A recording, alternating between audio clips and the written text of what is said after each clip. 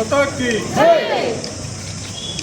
ಹಿಂದೂಗಳ ಮಠ ಮಂದಿರ ಆಸ್ತಿಗಳನ್ನು ರಕ್ಷಿಸಲು ಒತ್ತಾಯಿಸಿ ಮತ್ತು ಜಮ್ಮು ಕಾಶ್ಮೀರದ ಪಹಲ್ಗಾಮ್ನಲ್ಲಿ ಉಗ್ರಗಾಮಿಗಳಿಂದ ಹಿಂದೂಗಳ ಹತ್ಯಾಕಾಂಡ ಖಂಡಿಸಿ ಹಾಗೂ ಉಗ್ರರನ್ನು ಸದೆಬಡಿಯಲು ಆಗ್ರಹಿಸಿ ಪತ್ರ. ಸಹನೆ ಹಿಂದೂಗಳ ಶಕ್ತಿ, ಸಹನೆ ಹಿಂದೂಗಳ ದೌರ್ಬಲ್ಯ ಅಲ್ಲ. ಸಹನೆ ಹಿಂದೂಗಳ ಶಕ್ತಿ. ಅದನ್ನು ಯಾವ ಮಟ್ಟಕ್ಕೆ ನೀವು ಕೆಣಕ್ತಾ ಹೋಗ್ತಿರೋ ದಿನ ಜಾಸ್ತಿ ಆಗ್ತಾ ಹೋಗುತ್ತೆ.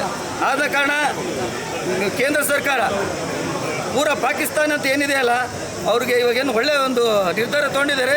ಮುಂದಿನ ದಿನಗಳಲ್ಲಿ ಉಗ್ರವಾದವನ್ನು ಬೇರೆ ಸಮೇತ ಕಿತ್ತಾಕ್ಬೇಕಂತೇಳಿ ಕೇಳ್ಕೊತೀವಿ. ನೀವು ವಾರ್ಗೆ ಕರೆ ಕೊಡಿ, ಅದಕ್ಕೆ ಸಿದ್ಧವಾಗಿದ್ದೀವಿ. ಅದೇ ರೀತಿಯಿಂದ ಬಾರ್ಡ್ರಲ್ಲಿ ನಮ್ಮ ಆರ್ಮಿಗಳಿದ್ದಾರೆ.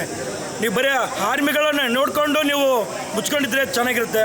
ಇಲ್ಲಾಂದರೆ ಭಾರತದಲ್ಲಿ ಪ್ರತಿಯೊಬ್ಬ ಹಿಂದೂ ಮನೆಗಳಲ್ಲಿ ತಗೊಂಡು ಒಬ್ಬೊಬ್ಬ ಯೋಧ ಇದ್ದಾನೆ, ಹಿಂದುತ್ವ ಕಾಪಾಡುವಂಥ ಶಕ್ತಿ ಯುವಕರಲ್ಲಿದೆ ಅಂತಂದೇಳಿ ಇವರಿಗೆ ಒಂದು ಎಚ್ಚರಿಕೆ ಕೊಡೋದ್ರ ಮೂಲಕ ಕಾಶ್ಮೀರದ ಪಹಲ್ಗಾಮ್ದಲ್ಲಿ ಉಗ್ರರ ದಾಳಿಯಿಂದ 26 ಜನ ಅಮಾಯಕರು, ಪ್ರವಾಸಿಗರು, ಹಿಂದೂಗಳು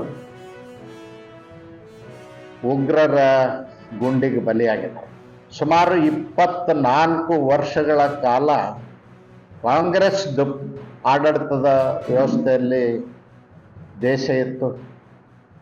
ಕಾಂಗ್ರೆಸ್ ಆಡಳಿತದ ಮೂಲ ಯಾರು?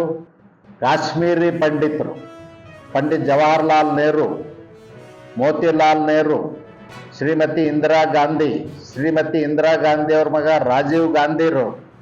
ಅವ್ರಿಗೆ ನಾನು ಕೇಳಲಿಕ್ಕೆ ಬಯಸ್ತೇನೆ, ರಾಬರ್ಟ್ ವಾದ್ರಾ ಅಂತಕ್ಕಂಥ ಸೋನಿಯಾ ಗಾಂಧಿಯವ್ರ ಅಳಿಯ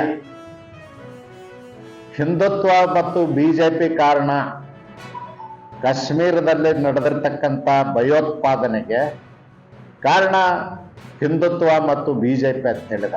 ಇದನ್ನು ನಾನು ಖಂಡಿಸ್ತೀನಿ.